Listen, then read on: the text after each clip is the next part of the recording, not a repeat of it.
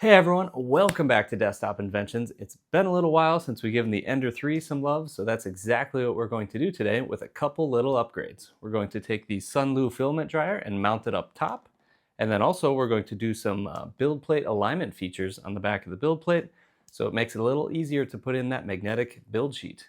So stay tuned and we'll dive right into those upgrades. One problem we're trying to solve today, we have the Sunlu filament dryer there mounted on the table, taking up space. And then above the Ender 3 there, we have a filament spool just mounted up there, also taking up space. So I figured why not, instead of putting a spool into the filament dryer, taking the spool out, putting it up there to use, why don't we just combine those together? So that's what we're gonna do today. Okay, I've got some upgrades printed out and I decided to go blue this time.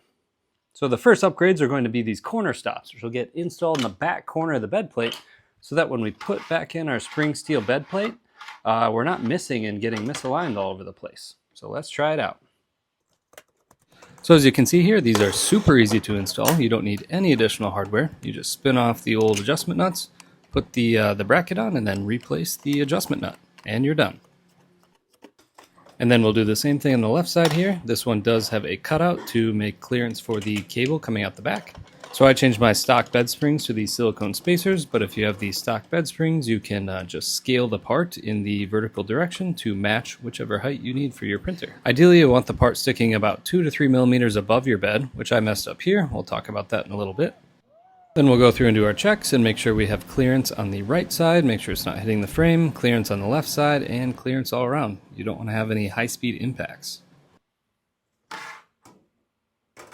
All right, look at that. It works like a charm. No more misaligned bed sheets anymore. This thing is awesome.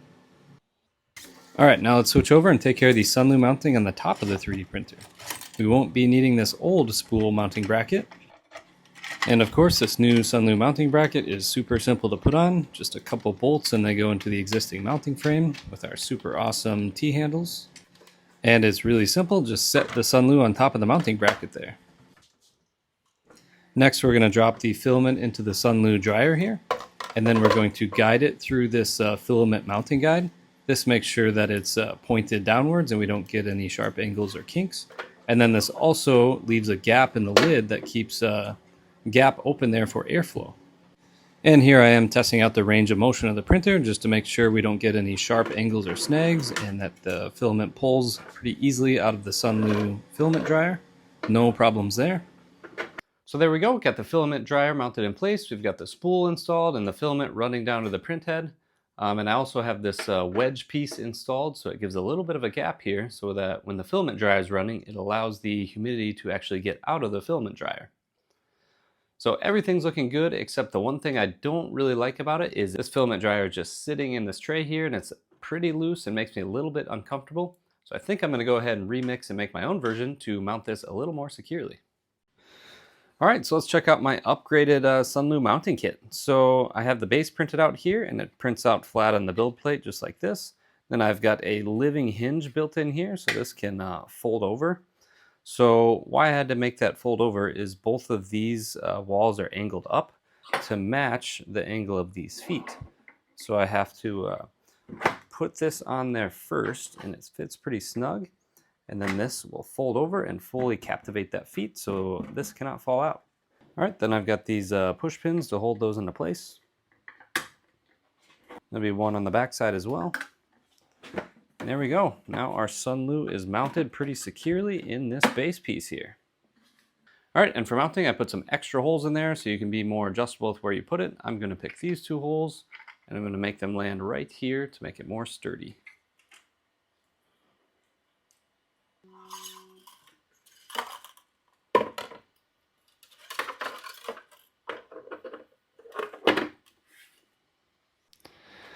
All right, so we're here looking at the Sunlu filament dryer mount, and we see it's still not quite as sturdy as I'd like. And I did see with this the gantry here all the way up, I still have let me zoom in here.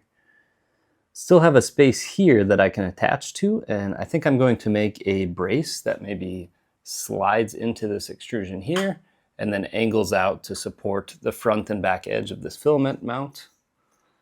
I think that's going to help sturdy up this in the forward and backwards rotational direction there. So let's get it done. All right, so here we go. Got a print printed out. Pretty simple little support bracket here. It's just got two little shapes there that are going to press into the extrusion here. So let's see if it fits. Yeah, pretty tight fit. And wow, that is a lot more sturdy now. That is a lot more sturdy now. Look at that. So let's do a before and after. So before. All right, and after. This is really sturdy now. Just the Sunlu is moving a little bit in the holder here, but it's a lot better than before. So highly recommend printing this bracket with it as well. All right, so I found a little bit of an issue here that we have to take care of. So these back corner guides, they're working well. They guide the bed into place, and they clear here on the side of the printer. But what I disregarded was this print head is going to come over and interfere with them. So they're a little too tall. So I printed out some new ones that are a little bit shorter, and you know, we can't be too short, otherwise the alignment doesn't work at all. The bed will just slide right past it. And obviously we can't be too tall, so I got some that are in between. So we're going to get these swapped out and see if that fixes the issue.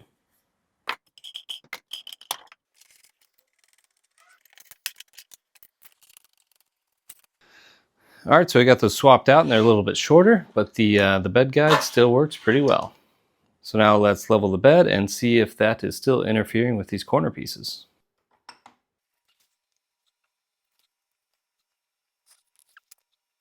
All right, so we got her all done leveling, and there's no issues with those back corners anymore. So let's see how the leveling result turned out. View mesh.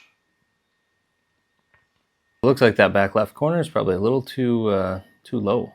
I'm gonna go ahead and adjust that up a little bit. That should be good. We'll try it again one more time. There we go, and we got the back corners dialed in real nice now. All right, so that's the end of the video. Got the Ender 3 looking fly here. Got the support guides added back in there. Got the Sunlu filament dryer mounted up there.